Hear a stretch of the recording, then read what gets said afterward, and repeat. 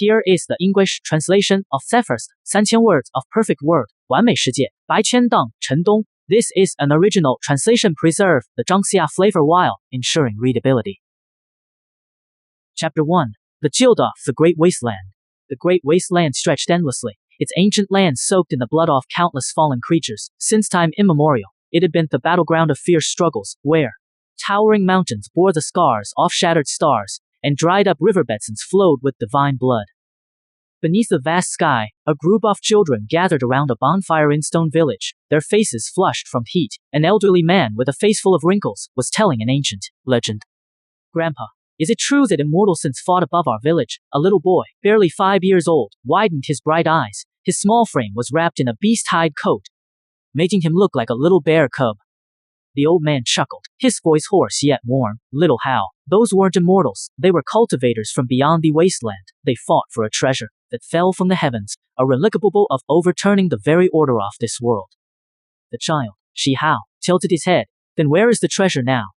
The old man sighed. Who knows, perhaps buried in some ancient ruin, or maybe taken by a supreme being. But remember, in this vast wasteland, strength is the only law. Only by becoming powerful can you survive. Shi Hao clenched his tiny fists, his eyes gleaming with determination. I will become strong, stronger than those immortals. The other children laughed, but the old man's gaze deepened. He patted Shi Hao's head gently. Good ambition, but the path of cultivation is fraught with danger. Even the mightiest can fall in the blink of an eye. Suddenly, a deafening roar echoed from distant mountains. The ground trembled as if a colossal beast had awakened. The villagers rushed out of their huts, their faces pale. Something's coming from the Blackscale mountain range, a hunter shouted, gripping his spear tightly.